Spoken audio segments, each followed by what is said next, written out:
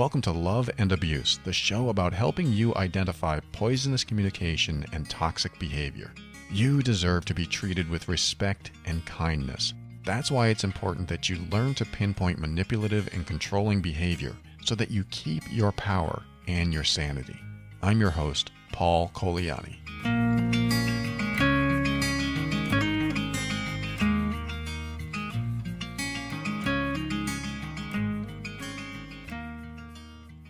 Thanks for joining me for another episode of Love and Abuse.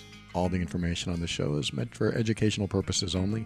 Always seek a professional for your mental health and well-being, and always pick your battles wisely. Let's see what battle we're going to talk about today. I had somebody write to me probably last year, I think, and I apologize. I get a lot of emails and I don't get to them in a timely manner, so I'm going to do my best to see if I can help this person. And I don't even know if they're still struggling with this. I'm assuming they are, since it's been 30 plus years of marriage. So this person has been struggling all this time in her marriage, and she struggles leaving this person, and she's always hoping and desiring to be loved by this single person. She says, "My children are grown and I've been with him since I was a teenager. Now I'm almost in my 60s. The roller coaster ride has taken its toll on me. I live in my own home, filed for divorce, but I still feel like I'm begging for his love, even though my head tells me it's wrong. He's had countless affairs. He said he blames me for having an affair when I was in my 20s, and after he left me, I guess she had an affair after he left her, which I'm not sure how that works, because when somebody leaves you, you're kind of on your own to do your own thing, but that's what she wrote in the message. And I was so scared to tell him that over the years the truth has come out, and also something he blames me for and I blame myself for. And just when I feel strong, I get another blow. Now he has a terminal illness, and I feel guilty for leaving a person who was sick, yet he continues to say he loves me, but he still treats me poorly. Then he turns on the man that I fell in love with." I guess he, Jekyll and Hyde there. He is masterful. "I don't know how to stop caring and loving a man who has treated me so badly. And any advice?" So this is something that I've covered before, trauma bonding or traumatic bond. But I always like to take a different angle every time I talk about something like this. First of all, thank you for sharing this person who wrote. My heart is with you. I know that it must be very difficult. And I'm just going to ask you a question or two, and we'll see where we go with it. But before I do, I want to kind of comment on what you just said about, you said that after he left you, you had an affair. And I'm not sure if you meant that you had an affair first or you had an affair after you broke up, but just to clear things up, when there's a separation, that usually means I'm on my own until we reconnect, if we reconnect. That usually means I have my own life, I make my own decisions, and I can be with pretty much anyone I want. That's typically, unless you have an agreement about the separation. Now, I know some people are thinking, okay, you're still married though. But a separation, it's a precursor to divorce or a precursor to reconciliation. Either way, it's something that you're apart and you can make your own decisions. If it's a precursor to reconciliation, then you probably have an agreement. What's a precursor to reconciliation?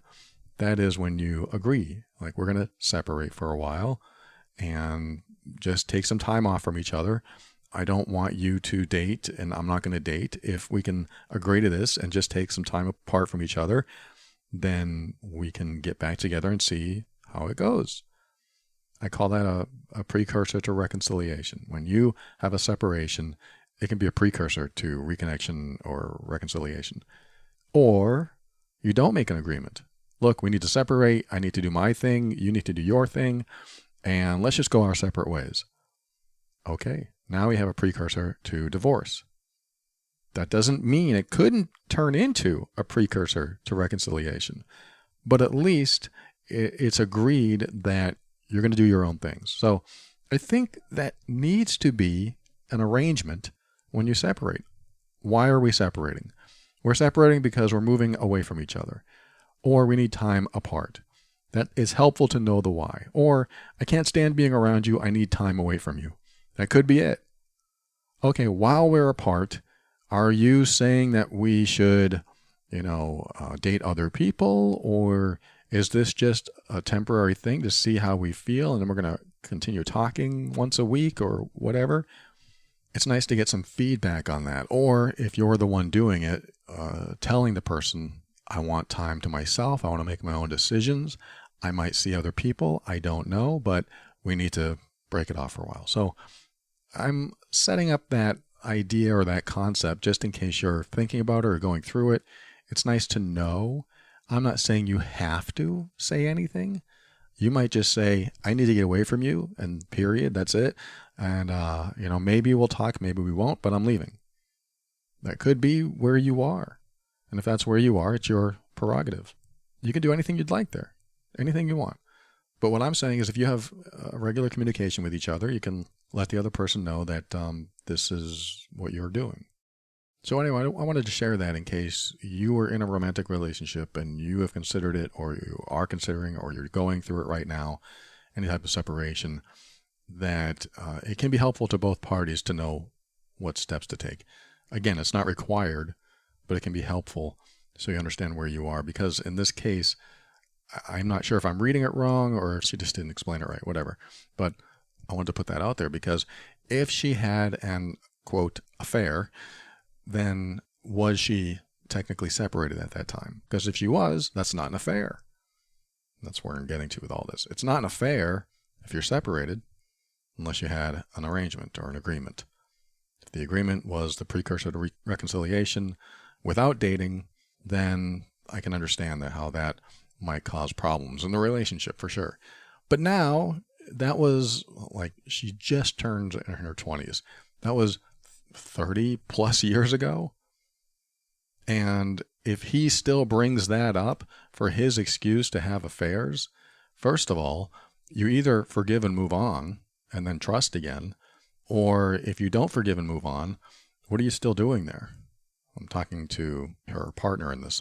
If you're still there and you haven't forgiven and move on, or at least accepted that that's what happened and have gotten okay with it and now retrust, the trust has rebuilt, then that's okay. You can retrust, you can rebuild the relationship, and the relationship should now be different than it was, because there's a point when somebody has an affair, there's a reason typically for that affair. The reason for the affair hopefully goes away after you rebuild the relationship if you choose to stay together. If the reason for the affair is still there, then the relationship never heals. So why did she cheat if she cheated in the first place? Why did she do it? Is it still there? Is the reason still there? And if it's still there, then why is she still there? And we could always say, well, she was young, she was attracted, and it was a tempting moment, and all kinds of things happen when you're younger. But we need to get past the point where the affair isn't an issue anymore. If you have an affair, or you had one, and it's still an issue after many years, it's not going to go well in the relationship. The relationship will suffer constantly. It'll always be in the back of the other person's mind or your mind.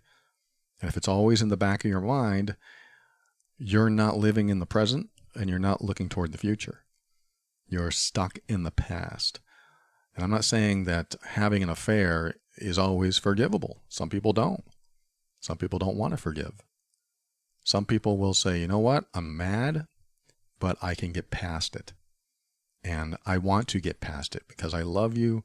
I know you made a mistake and you are remorseful. You feel bad. You've promised me you'll never do it again. And I believe you because you look pathetic there apologizing to me. But this is what happens. The person apologizes, hopefully. They're remorseful. They're mad at themselves. They feel guilty. They feel ashamed. If all of those components are in there when somebody has an affair, and of course, and they promise not to do it again, and they never do it again, then there's a great chance for reconciliation if the other person wants to work things out. And I've seen relationships get better because of the affair, because the components that made the relationship the way it was for the affair to develop usually aren't there anymore. Maybe there's some mistrust. Maybe there's some cruel words. Maybe there's not enough communication or not enough transparency. And then after the affair, there's tons of transparency. There's nice words. There's kindness. There's support. Things change in a relationship that is healing from an affair where both are all in it.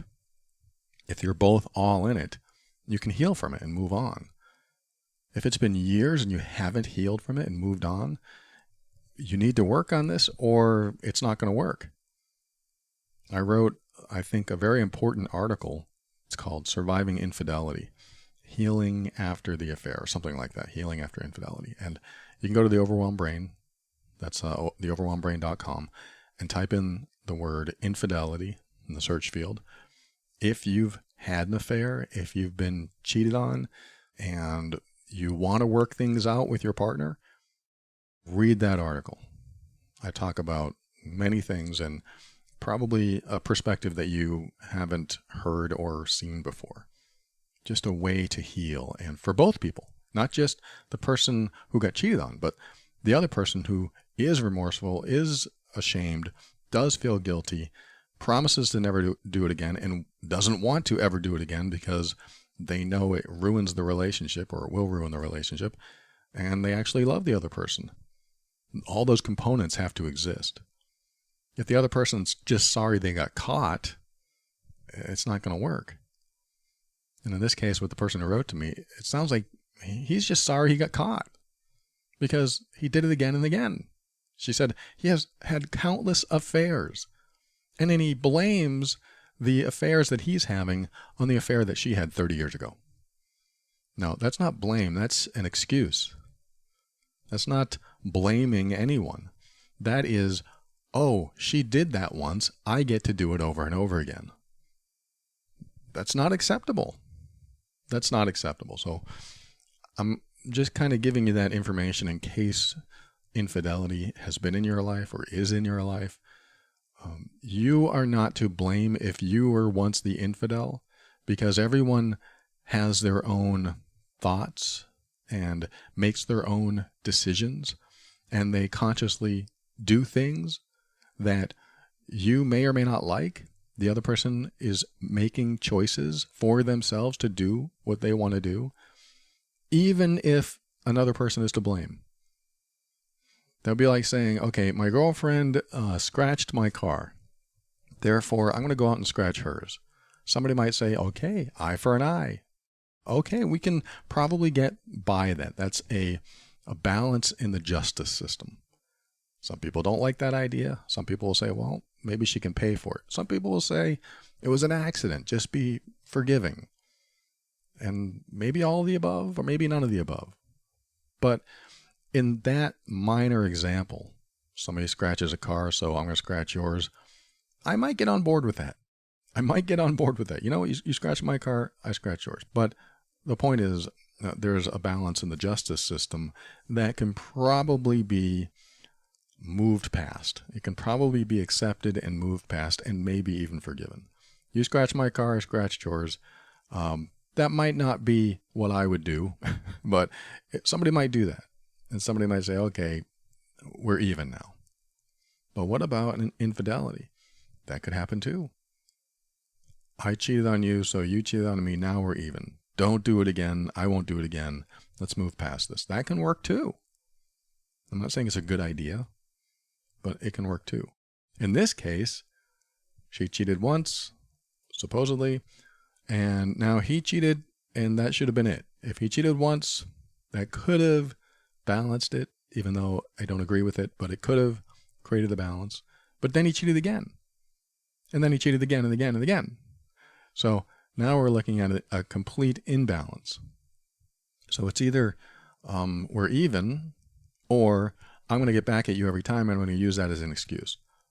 Or I'm not even going to get back at you. I don't even care about getting back to you. I just like the idea that I can cheat on you. Wow, okay. So I look at this as an excuse. This is just a reason that I'm giving you so that I can do bad behavior. Okay. Well, now we have his thoughts in there, and I'm just assuming that's what he's thinking. This is my reason to do that behavior. But it's bad behavior. If you don't like it, you should get out of the relationship. I'm talking to him now. He should get out of that relationship. If she can't be forgiving, or at least move past it and work on the relationship together, if he can't do that, then the rest of the relationship shouldn't be him getting back at her. That's not how it works. That's very toxic. All right, so we got the infidelity part out of the way. Let's talk about her main question, which is, I don't know how to stop caring and loving a man who has treated me so badly. All right, like I said, trauma bonding or traumatic bond is something you want to look up. I've talked about it in previous episodes. It's basically when there is love and pain and suffering, abuse in the relationship, they get intertwined, they get mixed together. I can't feel love unless I feel pain. I can't feel love unless I'm being abused. And so this trauma bond forms where you think that when you are being loved, it comes with the abuse. I mean, it's a natural part of it. I love being loved, but I know it comes with trauma too. And so, and I'm just simplifying it, but that's how I know I'm in a relationship that is loving and supportive. I'm going to love this person. They're going to love me, but tomorrow they're going to hurt me. But that's expected. And because it's a trauma bond, what I'm going to do is if I'm the one in the trauma bond, I'm the one seeking the love, seeking the support. I'm going to seek it even more from the person hurting me. So this time I'm not balancing the justice of getting back at them. I'm balancing the pain. How can I balance this pain? I have to get love and support from them too. That helps me create the balance in my life, speaking as the trauma bonding victim.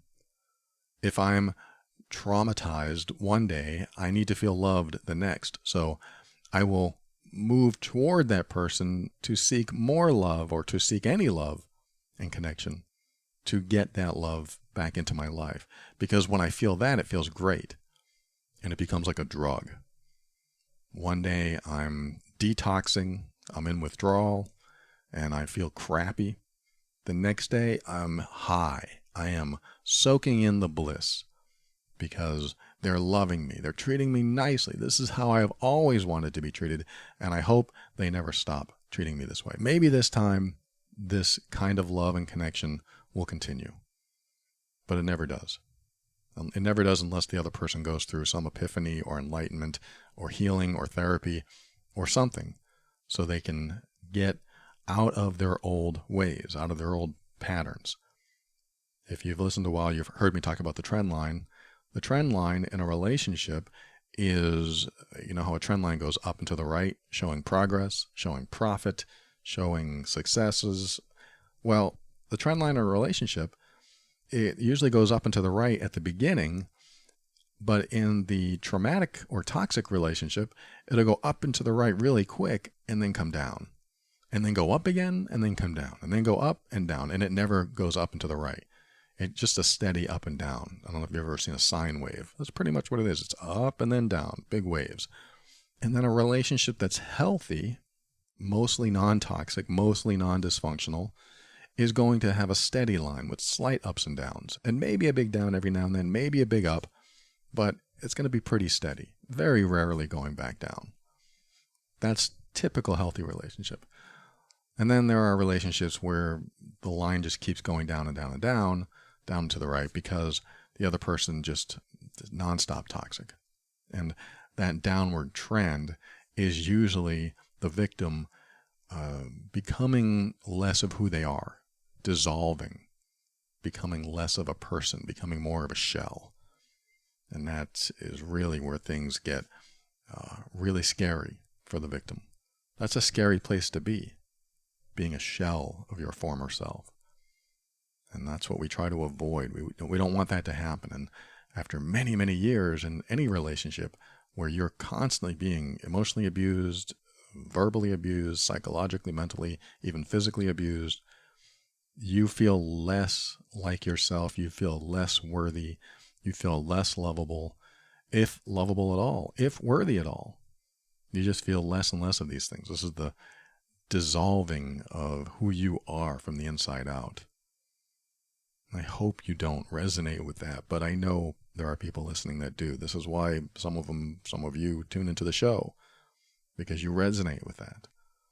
And it's important that you know this. The longer you stay in this toxic situation or a toxic situation, the more exposure you have, the more toxic exposure you have. And you need to either shield yourself from that with personal boundaries or get away from it. All right, so let me get to this person's question. I don't know how to stop caring and loving a man who has treated me so badly. Like I said, you are seeking love and support and connection and compassion from someone who uses it like they're giving you a drug. They know this. A lot of them know this. Some of them, some of them don't. Some of them are unconscious, and hopefully they're working on that. But a lot of people know this. A lot of people know that they're doing this. They treat you bad one day because they want to be in control of you, and then the next day they still want to be in control of you, but they know that if they treat you too badly that you'll leave, so they bring it up, they make it more positive, they make it more loving, or at least they do their best to show you what love looks like. I don't know if it's real love, depends on the person, but real love involves wanting you to be happy. So if they're showing you love and wanting you to be happy, then you feel it. It feels so good, and you have so much invested into this relationship. So you are really connecting in that moment, and you're taking advantage of it. You're really present with it. And then the next day they take it away again. And so you feel this shift back and forth, that trauma bonding, like I said, the love and abuse, the love and the pain. I'm going to ask you this question. Again, look up trauma bonding. That's really where you are right now. But my question to you is, would you be with someone who never hurt you? Would you be with someone who never hurt you, never wanted to hurt you, never emotionally abused you, never called you bad names, or was rude or controlling or manipulative? I know it might sound like a dumb question, but I want you to answer it. I want you to be honest. Would you be with someone who didn't hurt you?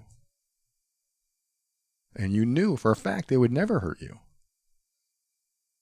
That's the caveat in that question. You're going to say, wait, you didn't say that. I didn't know for a fact. I probably won't know for a fact. In fact, I bet that a lot of people answered that question, the first question, that, well, I don't know if they'll never hurt me. In fact, I'll be uneasy being around someone who never hurt me. That may not be you. But I'm willing to bet there are people listening right now that are saying, well, I'm not sure because I don't know if I can trust. And so here's where the reasons come up for why we stay with somebody who might hurt us or who does hurt us. The reason is we know what's coming. We like the idea of that certainty feeling. We love knowing what's next, even though we hate what's coming. We love having some sense of control in our life, because if we know what's coming and we know we survived it before, then we'll be okay today, because tomorrow is a different day, and tomorrow might be the love and the connection that I so desire. That's why I asked the question, could you and would you be with someone that didn't hurt you? I think the majority of people are going to say, yes, of course, that's what I want. But there are some people in the world that are going to say, I don't know, because I don't know if I can ever trust again, or trust in general. I don't know if I can trust a person to not hurt me. I'm always going to wait for the other shoe to drop. I'm always going to wait for them to throw a brick at me. Because when they're nice, I don't expect that to last. And this is the mindset that a person who has been gaslighted and manipulated and controlled, this is the mindset that you might get into. You start developing a distrust for other people, other relationships, even unconsciously. Oh, I don't know if I can get into another relationship because I'll always think that something's going to happen, something bad. Again, this could be unconscious. And if you're thinking like this, then the person you're with maybe doesn't sound so bad because at least you know what's coming. At least you know that today is a bad day, but tomorrow's going to be a good day. And I can't guarantee, this is you thinking, or someone out there, I can't guarantee that it's going to be that way in another relationship. Maybe in another relationship, it'll be all bad. That's where our mind has this very dysfunctional, honestly, dysfunctional thinking. You might have a dysfunctional thought that the next relationship could be worse. So at least this one, I get love and connection 30% of the time if I'm lucky. Some people don't even have that much. But if you are in this type of mindset where you think that the next relationship or no relationship is going to be worse, I'd rather be with somebody than alone, because when I'm alone, I'm sad and I'm depressed and I don't have anybody to snuggle up with. And yes, there's some very real thoughts and real fears and real insecurities, and loneliness is real. Absolutely. That could be another reason. Some people are driven by those fears or insecurities or just the idea of being alone. And I have decided a long time ago that I'd rather be alone than with anyone that disrespects me, that puts me down, that insults me, that belittles me, that bullies me. I've made that choice for myself. I'd rather be single than with anyone like that. And what that does is filter all the toxic people out. So when somebody toxic tries to step into my life, even non-romantic, somebody toxic tries to step into my life, that's not for me. I'd rather not have this best friend if this best friend is doing X behavior that makes me feel like a turd. I don't want that person in my life. I don't want to feel like that. I have integrity. I want to build myself up, not tear myself down. So I'm going to filter out certain people. And if I'm in a relationship for 30 years and I make this decision that I choose not to be disrespected anymore, I choose not to be insulted or bullied or intimidated, I choose all of this. I don't want to be controlled or manipulated or gaslighted. All of these components that make up a terribly toxic, painful, traumatic relationship, if I make that choice that I don't want that stuff anymore, then I have to filter out the people that make my life that way. Or I have to put up walls so thick that I say, you ever do that to me again, I'm leaving. And then they finally say, wow, I don't want you to leave. I'll stop doing it. That's totally oversimplified because it's never that easy, but that's really what it comes down to. If you do this, I will do that, and I will follow through. What doesn't work is when you say, if you do this, I will do that, and I don't follow through. I don't follow through on the accountability aspect. Therefore, what you just did, you got away with, and now you can do it again. Like the affair thing. Person had multiple affairs on her, and there was no accountability, so he just kept going. She might have thought there was accountability, and I'm saying this with all due respect. I'm not saying that she did anything wrong or bad. This is what the traumatic relationship does. It messes with our minds. It tells us that their bad behavior isn't bad enough for accountability because we've been led to believe that we deserve it.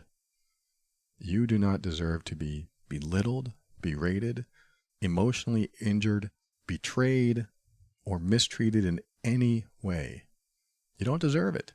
And if for some reason you think you do deserve it, then the person you're with should say, you know what? I want to do all these things to you. I don't like being with you. I'm going to leave. That might hurt to hear, but that's what they should do. If they really want to do these things to you, they have an issue with you for some reason, so they should leave. They shouldn't try to change you. If you are being or at least you're trying to be the best version of yourself, and somebody still doesn't like it, it's their prerogative. I'm going to use that word prerogative again. It's their prerogative to not want to be with you. And it's healthier to say, look, I want to hurt you. I want to cheat on you. And I don't want to do that to you. So I'm going to leave. That doesn't sound like a healthy thing to say. Hopefully they don't say it that way. But that should be their thought process. I don't want to hurt this person, because hurting them means I want to control them in some way. And if I have to control them, then I'm probably with the wrong person. I'm probably with somebody that is not compatible with me. So I should leave. But that doesn't usually happen, because the people that are controlling and manipulative, they want to stay so they can control. They want to find somebody that they can control. They don't want to be out of control. Not all of them, but a lot of them. This is what happens, is that sometimes you end up with somebody that wants to control, wants to manipulate, and will stay in the situation even if they seem to not like you at all, because of control and because they think they love you, because they were taught love wrong or not in a healthy way. And there's all kinds of people out there that aren't taught love the right way. Love is really easy, believe it or not. Love is really easy if you just tell yourself, I just want that person to be happy. Love gets really easy if both people that are in a loving relationship do that. If they just say, I want that person to be happy, and the other person says, I want that person to be happy, what are you going to do? You're going to find ways to make them happy. If you do something that makes them unhappy, that's not a loving thing. So if both people follow that, which is most people that listen to this show is probably not happening, but if both people do that, then abuse goes away. The toxic relationship goes away, because you just want the other person to be happy. Love is supporting the other person's path to happiness. Their decisions that make them happy, that you support those. The choices they make in their life, the path they follow, whatever makes them happy, you support that. But they have to support it for you too. So the guy having an affair in this relationship, he might say, well, don't you want me to be happy? Hopefully I'm exaggerating here, but maybe some people think this. Don't you want me to be happy? I'm going to have an affair, and that makes me happy. But it doesn't make her happy, so he's not doing a loving thing. So he can't use that as a manipulation. He can't use that as an excuse, because it has to work from both sides. So I've given you a lot to think about today, and the person who wrote, how do you stop caring and loving a man who treated me so badly, was your question. I gave you a couple things to think about. And also, I want you to remember this. You have to love yourself enough to not allow someone to treat you badly. You have to know that you are worthy of better treatment. You have to know that you are lovable, because someone who loves you wants you to be happy. And when you know you're lovable and when you know you're worthy of better treatment, then anyone who treats you any less than that isn't allowed in your life. They aren't. You just stop allowing them into your life. And what that means is you have to ask yourself, do I love myself enough to disallow people that don't love me as much as I love myself? That doesn't mean you're ever going to find someone that loves you as much as you love yourself. Or maybe you don't love yourself as much as you should. If you care about yourself, if you respect yourself, if you show yourself compassion, you're going to make sure that bad things don't happen to you. You treat yourself like you are your own, twin, child. You treat yourself as if you're protecting yourself. What ends up happening is that we don't treat ourselves as a separate thing or a separate entity. We treat ourselves as, we're in the fishbowl and we don't know what's outside the fishbowl, and this is all we have is us, me. I walk around in me, and I'm in my own stuff all the time. But if we step out of that, look at us from outside this proverbial fishbowl and see ourselves in there and see the pain on their face and see how sad they look and how much they're going through. And you can even see their thoughts. Like, you're having so many of negative thoughts and you feel so bad all the time. I don't want you to go through that ever. So even though you might have love And you might feel connected to a person that has the capability of loving you in different ways at different times. They also have the capability of hurting you very badly. So you can look at that person and say, I'm not going to accept that anymore, because that person right there in this metaphoric fish tank, that person in there that's living that life doesn't deserve this over here, doesn't deserve that person's bad behavior. You don't deserve that. So I'm going to protect you from this point on, because I don't want you to be hurt any longer. I love you. You deserve to be treated with respect and kindness. This is you talking to you. When you love yourself, you're going to stand up for yourself. You're going to protect yourself. I love myself enough to make sure that toxic people don't enter my life. And when they do, I love myself enough to protect myself from them. I'm not saying you don't love yourself. And I'm not even saying it's your fault. I'm not saying that you allow this stuff. If they're in your life, there are many reasons for it. There's a whole slew of reasons that have to do with your upbringing and what you believe about yourself and what your parents made you think about yourself and what other people made you think about yourself and other traumas that you've gone through. None of this is your fault. We all get to a point where we have to make a decision for ourselves. And sometimes we have to be pushed to that threshold. We have to be pushed to that point where we say, I'm not going to effing take it anymore. I'm not going to take it anymore. It's over. This is it. This is it. And I've seen this a lot over in Healed Being. I hear this from the people that are in the program. I run a program called Healed Being for emotionally abusive people that want to change. Yes, they're out there. And I see stories all the time. I pushed them to the limit, and they didn't want to take it anymore, and they wanted to break it off with me, and that's the moment I decided to change. I see that a lot. And I'm glad I see that, because one, the other person's finally taking their power back. And two, the abusive person is finally taking responsibility and stopping, or at least trying to stop the abusive behavior and working on that and healing, because they probably have trauma in their past. A lot of them do. And if they don't have trauma, they just develop poor coping mechanisms. One of their coping mechanisms might have been to control another person. That's how I cope with my vulnerability. I'm going to try to control that person. And so they get into relationships and they become controlling, and they think that's how they're supposed to act. There are a lot of good people that have done bad behavior. And then there's a lot of bad people that do bad behavior. And those are the people I like to filter out. If they have potential and I haven't reached my threshold and I'm ready to talk because they're finally backing off, then that's a different story. And it's your choice if you want to continue that. But my point is, for this person who wrote, you don't have to stop caring. You don't have to stop loving. You just have to make it a priority to love and care for yourself first and foremost.